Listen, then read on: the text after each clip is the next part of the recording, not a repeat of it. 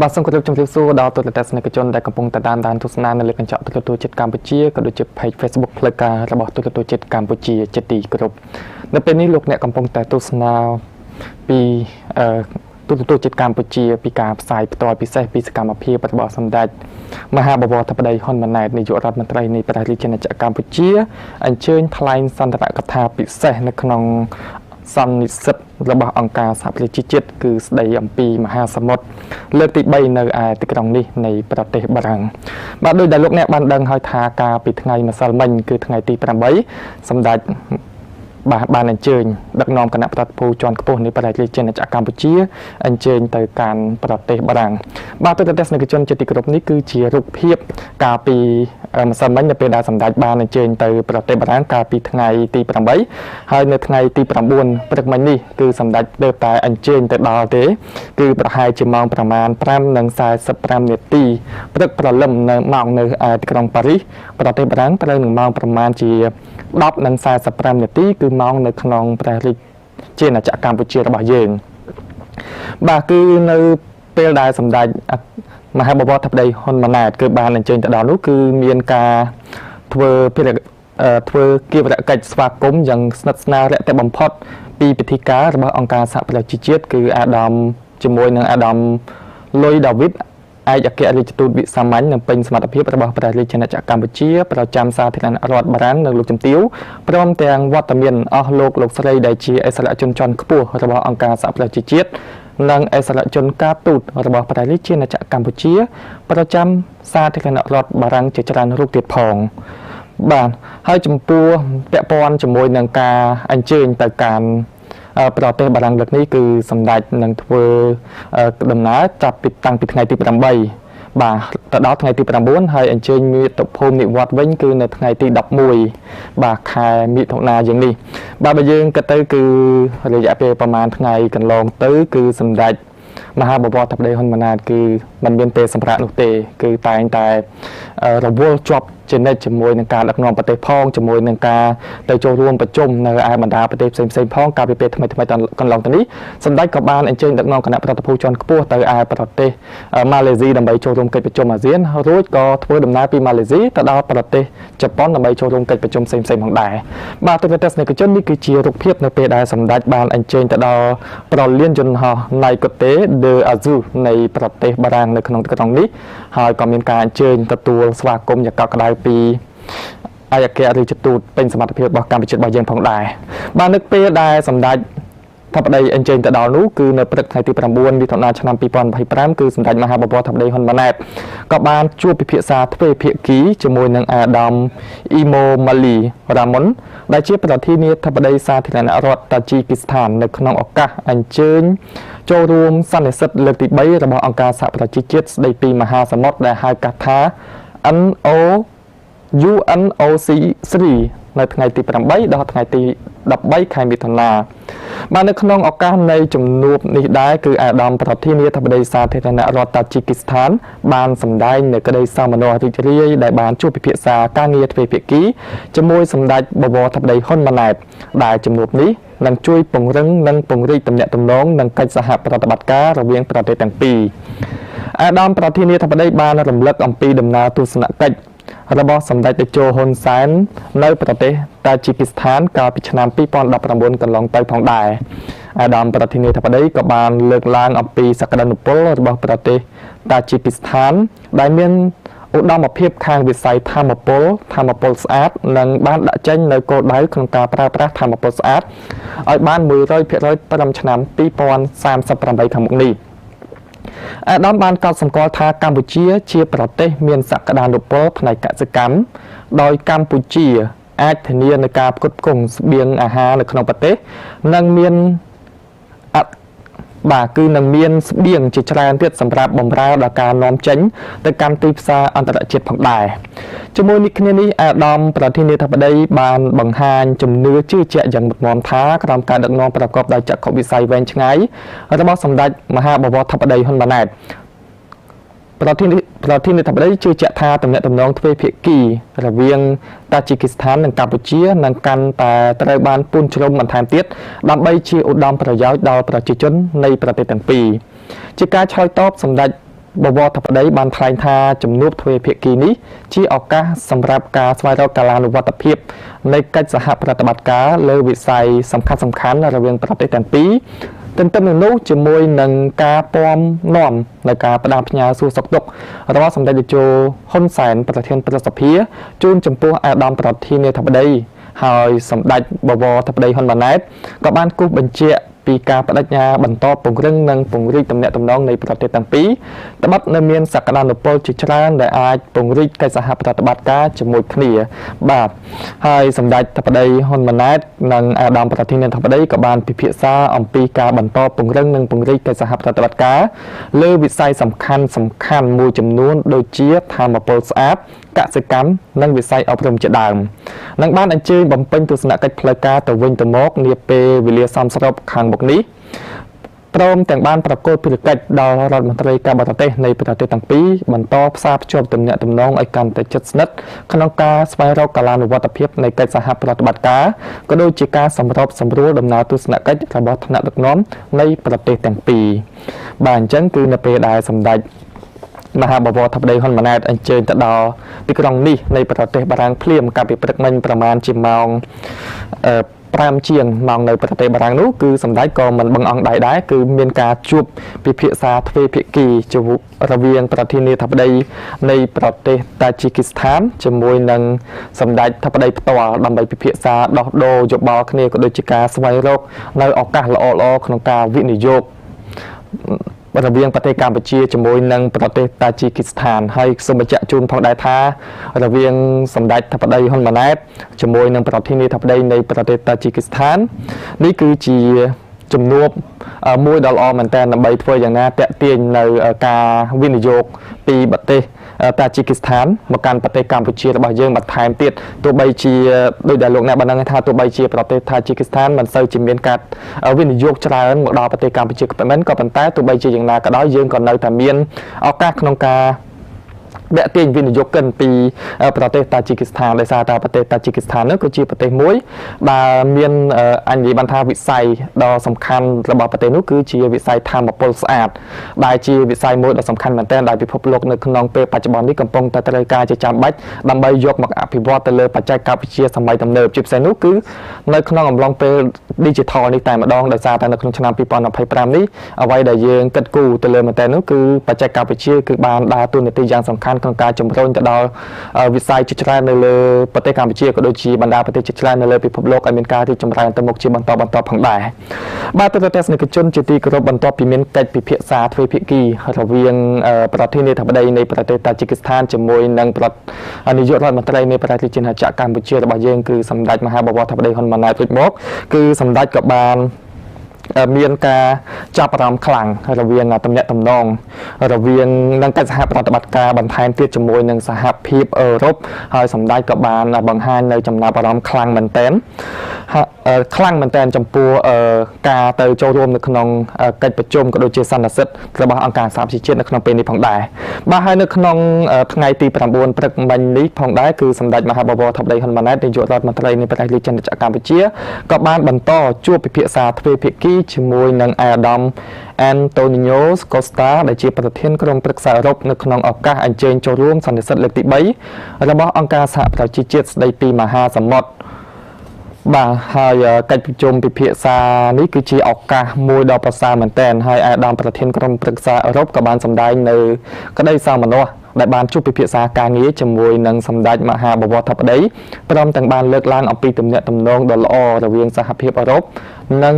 សមាគមប្រជាជាតិអាស៊ីអាគ្នេយ៍ហៅកាត់ថាអាស៊ាននិងកិច្ចសហការដែលកំពុងតែបន្តជាមួយបណ្ដាប្រទេសជាសមាជិករួមទាំងកម្ពុជាផងដែរជាមួយគ្នានោះអាដាមក៏បានវាយតម្លៃខ្ពស់ចំពោះកិច្ចខិតខំប្រឹងប្រែងរបស់កម្ពុជាលើការងារ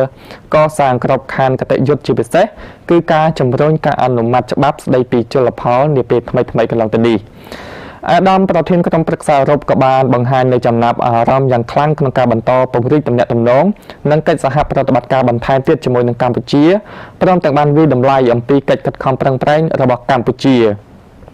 ជាការឆ្លើយតបសម្ដេចមហាបវរធិបតីបានថ្លែងអំណរគុណដល់សហភាពអឺរ៉ុបដែលបានរួមចំណែកដល់ការអភិវឌ្ឍសង្គមសេដ្ឋកិច្ចនៅកម្ពុជានាពេលកន្លងមកតាមរយៈការអនុវត្តគម្រោងរួមគ្នារវាងកម្ពុជានិងសហភាពអឺរ៉ុបតាមរយៈកិច្ចសហប្រតិបត្តិការដ៏ល្អនេះសម្ដេចមហាបវរធិបតីសង្ឃឹមយ៉ាងមុតមមថាសហភាពអឺរ៉ុបនៅតែបន្តធ្វើជាដៃគូដ៏ល្អជាមួយនឹងកម្ពុជា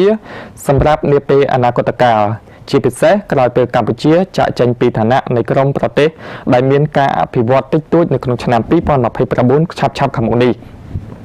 ចំពោះការដោះស្រាយបញ្ហាប្រឈមក្នុងវិស័យជលផលកម្ពុជាបានដាក់ចេញនូវវិធានការជាក់ស្ដែងជាច្រើនដែលនៅក្នុងនោះរួមមានការជំរុញការអនុម័តច្បាប់ស្តីពីជលផលដែលបានឆ្លងរដ្ឋសភារួចហើយព្រឹទ្ធសភានឹងបន្តពិនិត្យលើសេចក្តីព្រាងច្បាប់នេះនៅក្នុងខែមិថុនានេះតែម្ដងក្រៅពីវិស័យជលផលកម្ពុជាបានបដិញ្ញាចិត្តខ្ពស់សម្ដៅជំរុញការប្រើប្រាស់ថាមពលកកើតឡើងវិញឲ្យបាន 70% នៅក្នុងឆ្នាំ2030នេះនិងសម្រេចបាននៅអព្យាក្រឹតកាបូននៅក្នុងឆ្នាំ2050ខាងមុខទោះបីជាប្រទេសកម្ពុជាពុំមែនជាប្រទេសដែលបំភាយឧស្ម័នកាបូនិកក៏ដោយសម្ដេចមហាបវរធិបតីក៏បានគូបញ្ជាក់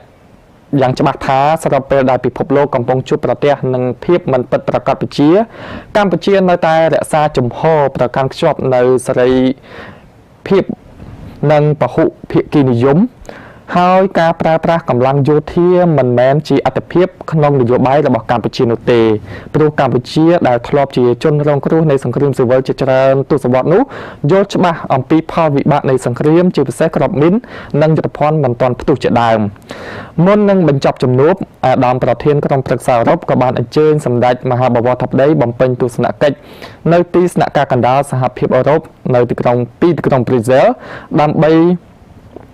គឺទីក្រុងប្រ៊ុយសែលដើម្បីពិភាក្សា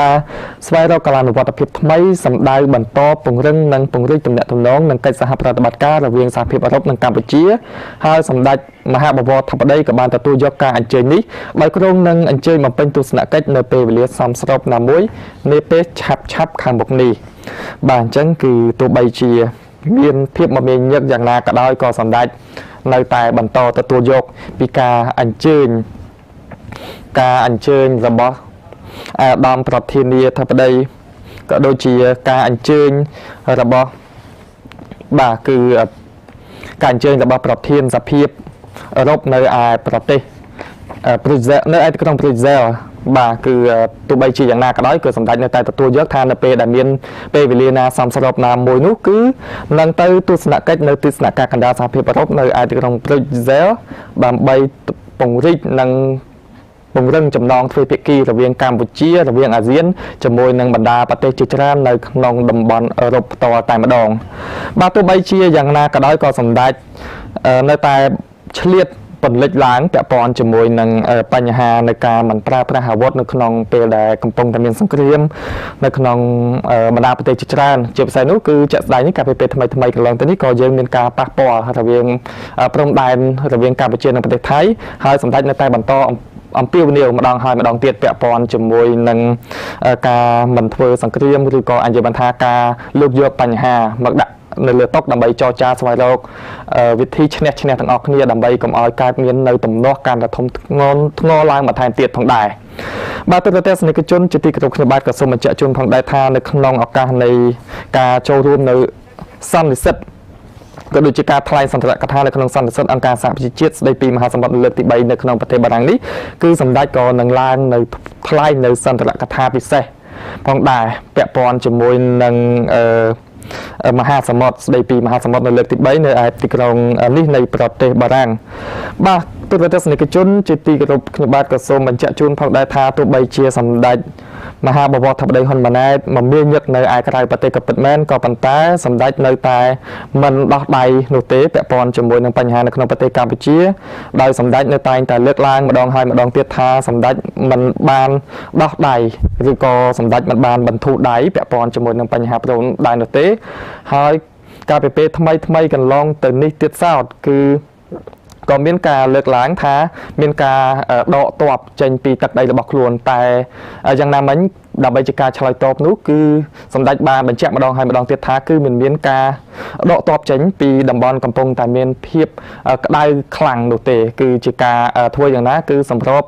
រួលគ្នារវាងប្រទេសកម្ពុជានិងប្រទេសថៃដើម្បីឈានទៅដល់ការចរចាណាមួយសំស្របដើម្បីកុំឲ្យកើតមាននៅការផ្ទុះហិង្សាកើតឡើងផងដែរបាទទស្សនិកជនជាទីគោរពនេះគឺជារូបភាពរបស់សម្ដេចមហាបវរធិបតីហ៊ុនម៉ាណែតនៅក្នុងអង្គសន្និសីទរបស់អង្គការសហប្រជាជាតិនៅឯទីក្រុងនេះនៃប្រទេសបារាំងហើយនៅក្នុងឱកាសនេះក៏សម្ដេចមានវត្តមានក្នុងការដឹកនាំគណៈប្រតិភូជាន់ខ្ពស់ដើម្បីទៅចូលរួមនៅក្នុងអង្គសន្និសីទនេះផងដែរបាទនៅពេលបន្តិចទៀតនេះលោកអ្នកក៏នឹងបានទស្សនាក៏ដូចជានឹងបានស្ដាប់នៅប្រសាសន៍លើកឡើងនៃការថ្លែងសន្ទរកថាពិសេសពីប្រទេសបារាំងទីក្រុងនេះនៅក្នុងឱកាសនៃការចូលរួមសន្និសីទស្ដីពីមហាសមុទ្រលើកទី3ដែលយើងហៅកាត់ថា UNOC 3បាទសូមបញ្ជាក់ជូនផងដែរថាក្នុងអង្គសន្និសីទនេះគឺចាប់ផ្ដើមនៅក្នុងថ្ងៃនេះតែម្ដងគឺនៅថ្ងៃច័ន្ទបាទហើយនៅថ្ងៃច័ន្ទនេះគឺថ្ងៃទី9ហើយនឹងមានការបញ្ចប់នៅថ្ងៃទី12ហើយសម្ដេចមហាបវរធិបតីហ៊ុនម៉ាណែតនឹងអញ្ជើញមាតុភូមិនិវត្តន៍មកកាន់ប្រទេសកម្ពុជារបស់យើងវិញគឺនៅថ្ងៃទី13បាទទស្សនិកជនជាទីគោរពនៅពេលនេះគឺសូមអញ្ជើញបងប្អូនទាំងអស់គ្នាចូលរួមទស្សនានៃការលើកឡើងក៏ដូចជាការថ្លែងសន្ទរកថាពិសេសនៅក្នុងអង្គសន្និសីទអង្គការសហប្រជាជាតិស្ដីពីមហាសមុទ្រលើកទី3នៅឯប្រទេសបារាំងពីសំណាក់សម្ដេចមហាបវរធិបតីហ៊ុនម៉ាណែតនាយករដ្ឋមន្ត្រីនៃប្រទេសជាតិកម្ពុជា Pacific continent. As I observe the beauty of Nice, it dawns on me on how deeply and incredibly the ocean binds us, not just as islanders or coastal people, but as one global family. The ocean carries our trade, it shapes our weather and feeds our people. For Tuvalu, the ocean is the lifeblood of our economy. The ocean defines our cultures and heritage, and the ocean is our very source of existence. The UN SDG 14 demands of the global community to conserve and sustainably use of our ocean. As a leader of one of the smallest island nations, this demand is not simply an environmental objective, it is an existential necessity. However, our collective efforts to conserve and sustainably use the ocean are unfortunately being seriously challenged by the impact of climate change, a destructive phenomenon that is not of our making as a small island developing state, but one that may and will define the fate of our futures. For Tuvalu, the ocean that has sustained our livelihood for generations and defines us as a people is now seriously threatens our future existence as a state and as a people if the rate of climate change-induced sea level rise is not halted and reversed. So UNOC3 here in Nice present a defining moment for the global community to rise to the occasion and to provide the requisite prescription of political will and resource commitment to safeguard the health of the ocean. But the voyage to Nice was not plain sailing, so I wish to record Tuvalu's vote of thanks and appreciation to the leadership of Australia and Cabo Verde for marshalling support and consensus behind the political declaration that the conference will formally adopt during the course of the week. I also express my delegation's congratulations to our gracious host, the Mayor of Nice, for the magnificent hosting arrangement and the generous hospitality. I also render Tuvalu support to the collective statement of the members of the Alliance of Small Island States, AOSIS. Mr. President, climate change and sea level rise remains Tuvalu's greatest priority, not as a top development priority, but also as a top survivability priority. So it is imperative that we cannot discuss the ocean without discussing climate change and sea level rise. Tuvalu wholeheartedly welcomed and commended the mandate to convene another one-day high-level plenary meeting at the 81st UNGA session in 2026, after the first such historical meeting in 2024. And I sincerely hope the next meeting will move beyond rhetorics and deliver on measurable, actionable outcomes driven by genuine political will. In that regard, Tuvalu calls for the development of an international treaty on sea level rise to enshrine the legal rights of affected states and people, including the principles of statehood continuity and the permanency of maritime boundary. Tuvalu strongly supports the call by the UNSG for all countries, especially the G20 countries, to deliver on the 1.5 degrees promise in order to halt the rate of sea level rise. Tuvalu also supports the initiative by like-minded countries for the development of a fossil fuel non-proliferation treaty with the ultimatum of a rapid, fair, and irreversible phase-out of fossil fuel across all sectors. President,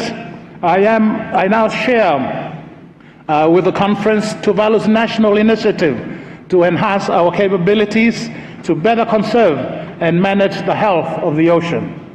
Tuvalu is currently pursuing the development of its first ever national oceans policy with the hope to have it launched at the end of this year. The policy will provide a national framework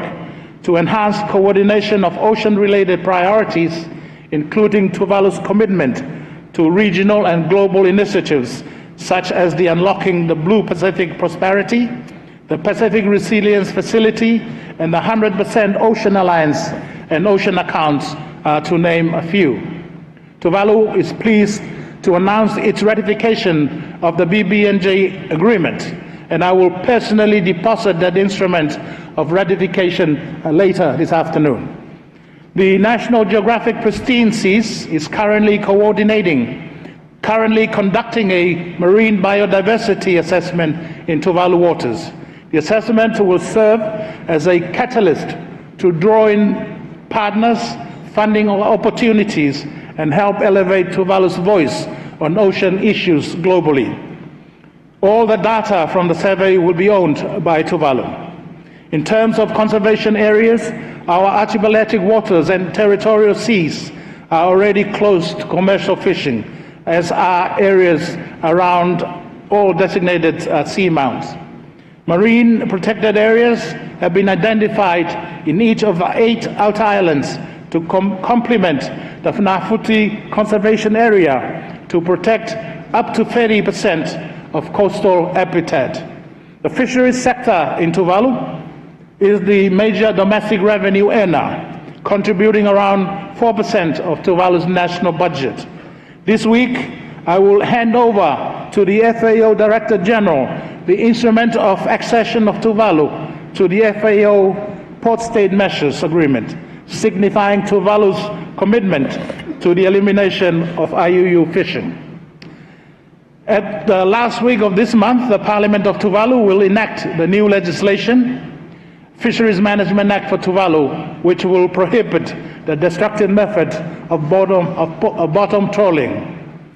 Tuvalu's coastal fisheries are all managed through a system of community-based management involving a local community.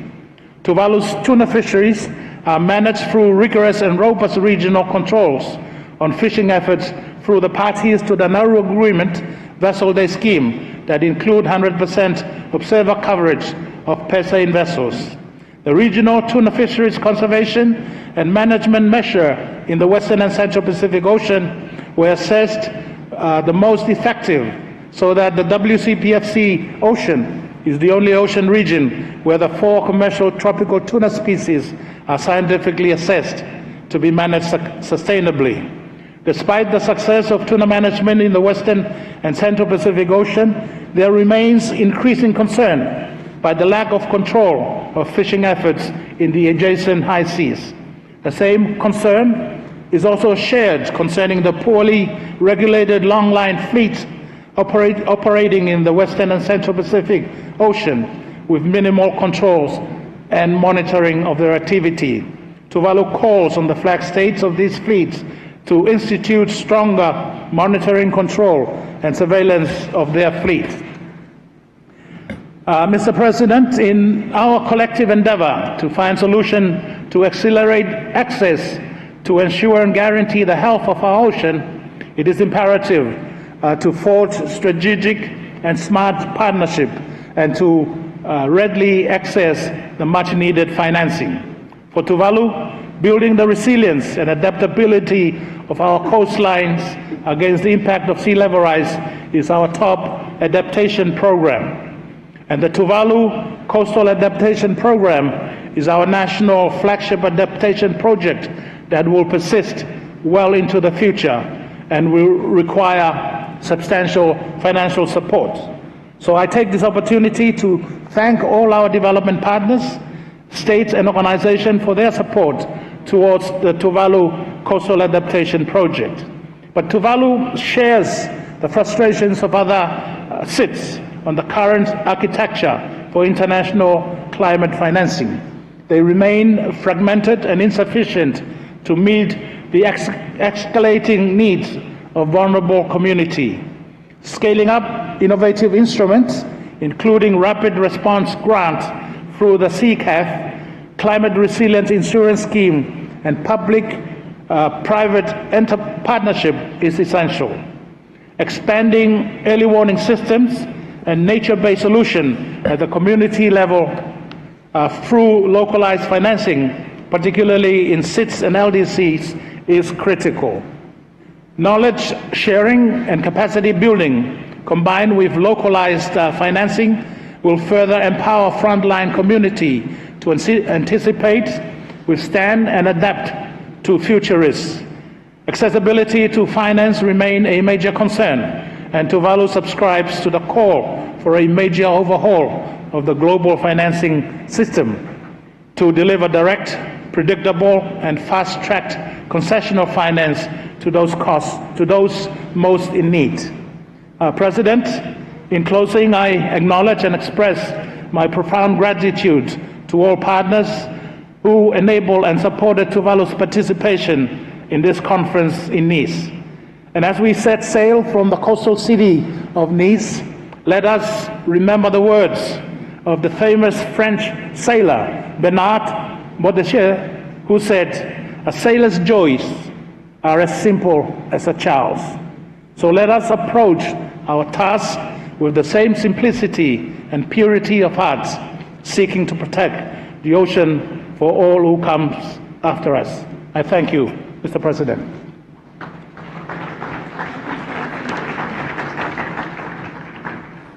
I thank His Excellency, Prime Minister of Tuvalu, for the statement. I now have the honor to invite His Excellency Jeremiah Manale,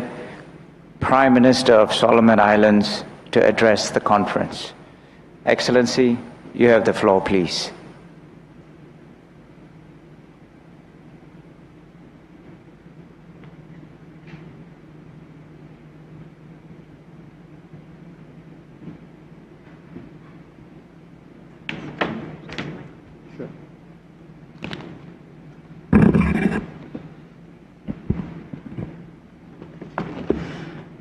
Mr. President, Excellencies, ladies and gentlemen, I bring warm greetings from the Solomon Islands. Allow me to congratulate France and Costa Rica as co-chairs of the third UN Ocean Conference under the theme Accelerating Action and Mobilizing All Actors to Conserve and Sustainably Use the Ocean. As a big ocean state, Solomon Islands' culture, identity, and heritage is tightly linked to the ocean. Our future, stability, and well-being rest on the health of the ocean. Today, the ocean is confronted by three planetary crises: loss of biodiversity, pollution, and climate change.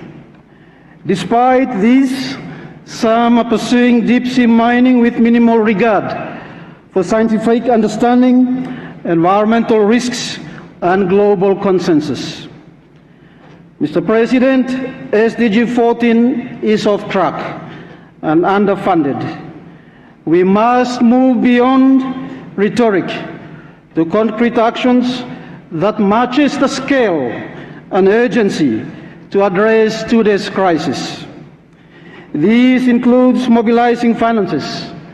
technology, science, and capacity building, particularly for small island developing states. We must also reform our global ocean governance architecture and shift from harmful exploitation to sustainable use of the ocean. Mr. President, the Honduras Summit on SDG 14.4 this year called for stronger compliance by fishing nations, support for science-based precautionary fisheries management approaches, and adaptation to climate change. The Pacific has the largest and healthiest tuna stocks in the world, supplying 60% of global catch. However, we must continue to combat IUU fishing to sustainably manage our fish stocks. Marine pollution, including oil spills and plastics, are accelerating marine degradation. We call for the finalization of a legally binding plastic treaty and support for the polluter-producer pay principle. Financial support is needed to address the legacy pollution from World War II wrecks and unexploded ordnance. Mr. President, Solomon Islands is working to deposit all our maritime boundaries with relevant UN bodies. This is to preserve our territorial sovereignty in the face of climate change. We recognize the importance of science in sound decision-making, including supporting the submission of our continental self-claims. Only 10% of our exclusive economic zone is being surveyed. Mr. President, in line with the theme of this gathering, first, we must bring the BBNJ agreement into force. Solomon Islands will deposit its instrument of ratification on the agreement this week. We urge all to do likewise. Secondly, I am pleased to announce the Melanesian Ocean Reserve Initiative. This is an indigenous-led partnership in discussion with Papua New Guinea and Vanuatu that will cover 6 million square kilometers of ocean. We appeal for global support in finance and technical partnerships. Thirdly, we have placed a moratorium on deep-sea prospecting and mining, in line with the Melanesian Spearhead Group position. Fourth, we continue to invest in our 2022 voluntary commitments. These includes progressing indigenous marine conservation initiatives. Two of our provinces, Temotu and Makira, have registered their interest for marine protected area declaration. And fifth, the scientific discovery of the world's largest standalone coral, Pavona clavis, in Solomon Islands last year highlights our rich marine biodiversity. We reaffirm our commitment for the protection of blue ecosystems such as coral reefs, seagrass, and mangroves. Mr. President, in closing, Solomon Islands support the Nice political declaration that calls for bold and accelerated action. We must deepen our commitment to multilateralism on SDG 14. The urgency to do so cannot wait. I thank you, Mr. President.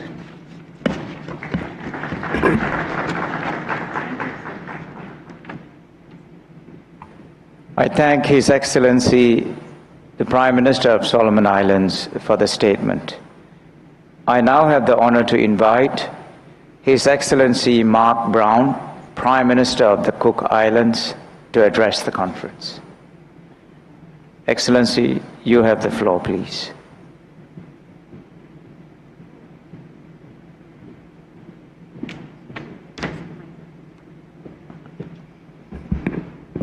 Excellencies, distinguished delegates, Kia ora and a warm Pacific greetings to you all. As a proud, large ocean state, the Cook Islands brings a clear message. Let those who call the ocean home be trusted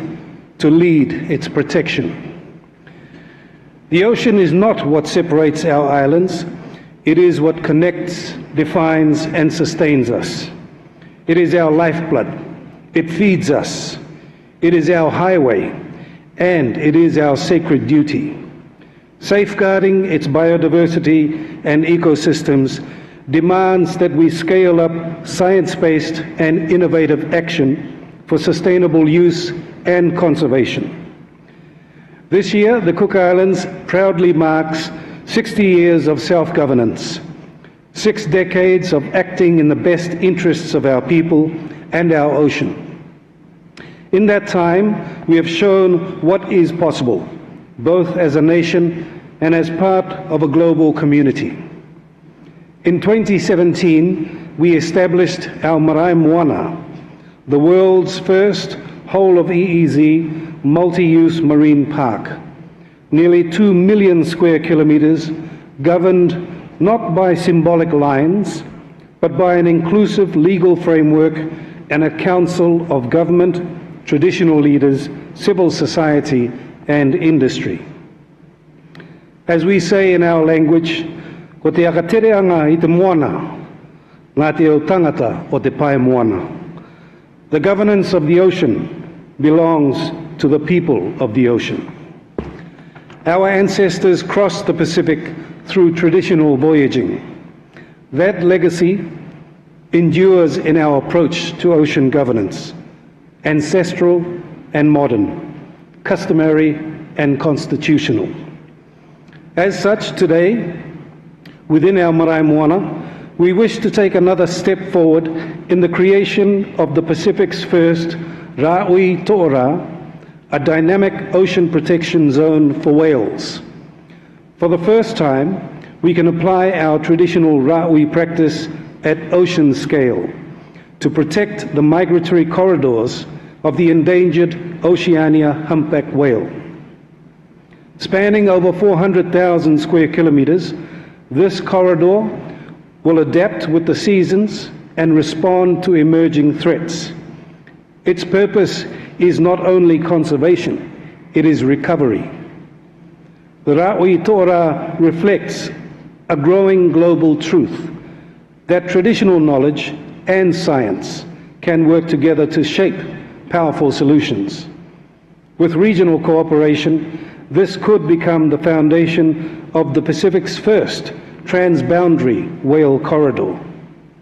To support this, the Cook Islands are progressing our Pacific Regional Initiative for the establishment of a Centre of Excellence on Ocean Science, to be called the Institute of Blue Ocean Sustainability and Science, a regional initiative to advance ocean governance,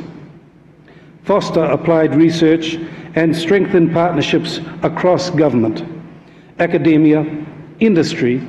and traditional leadership.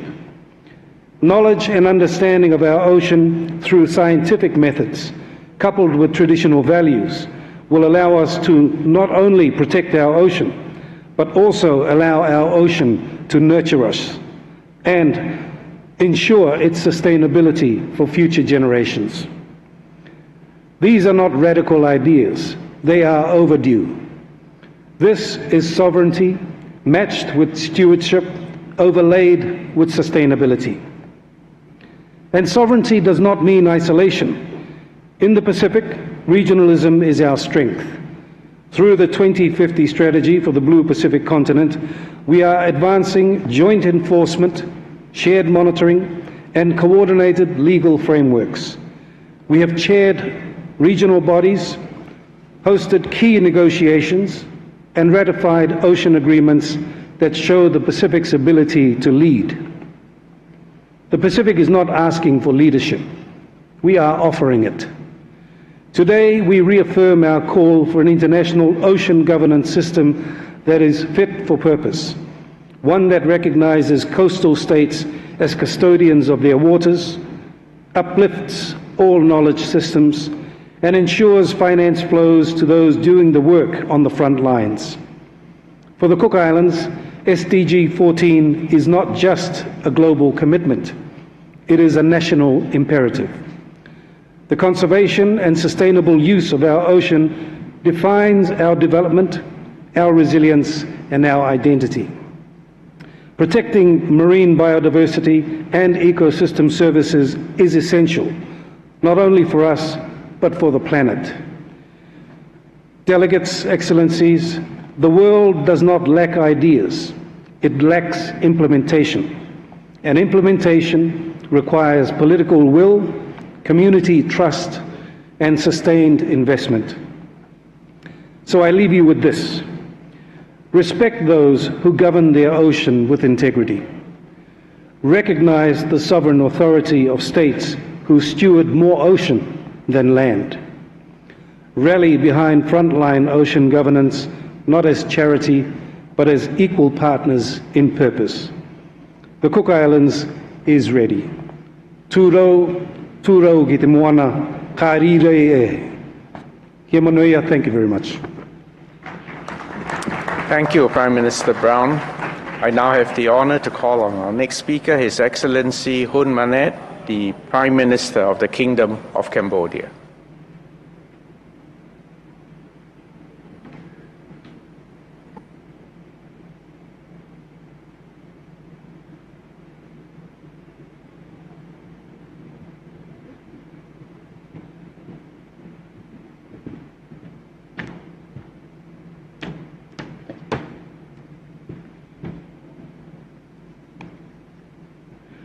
Excellencies, ladies and gentlemen,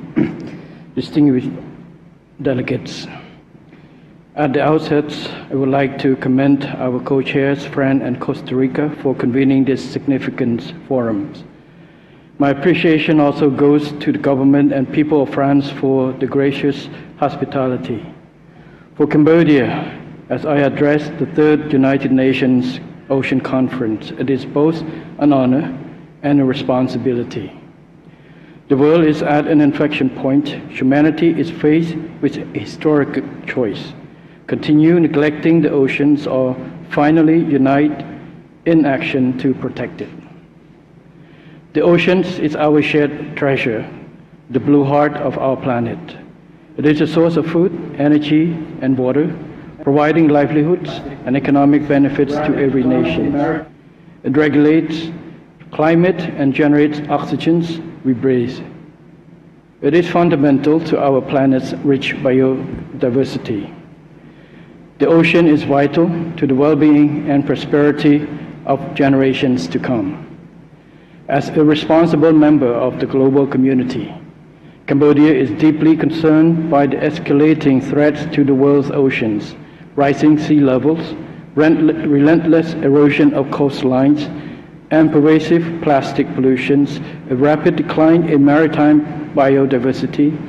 and the overexploitation of our marine resources. These challenges demand immediate and decisive actions, as well as unwavering collaborations. The time to act is now. Cambodia is dedicated to enhancing its national capacities in ocean protections. Cambodia has expanded its marine protected areas, strengthened regulations on sustainable fisheries management, and enhanced national initiative to combat marine pollution. Cambodia's circular strategy on environment 2023-2028 focuses on three fundamental pillars: clean, green, and sustainable, significantly contributing to the health of our marine ecosystems and its long-term protections. Within the UN framework, Cambodia is fully committed to achieving the Sustainable Development Goal 14. In addition, Cambodia has consistently voted in favor of the resolution on the oceans and the law of the sea, which garnered overwhelming support from 152 countries during UNGA 79. These efforts reflect our deep understanding that protecting life on land is inseparable from preserving life beneath the oceans. Cambodia reaffirms its strong commitment to become a party to the BBNJ agreement adopted on 19 June 2023. Today, I am proud to announce Cambodia will take the next step in formalizing its commitment by signing this BBNJ agreement. We urge transparency in the sharing of monetary and non-monetary benefits in the process of implementing the BBNJ agreement. We also call upon the international community to provide essential technical, financial support to developing nations to build capacity for marine conservation and sustainable resource management. This includes ensuring access to scientific knowledge, technology, and funding, particularly for marine research, monitoring and establishment of robust sustainable fishery management practices. We must ensure that no nation is left behind in our collective effort to protect our oceans. Excellencies, distinguished delegates, the ocean has no voice, it relies on us. What we do today will determine whether the ocean can still feed and protect us tomorrow,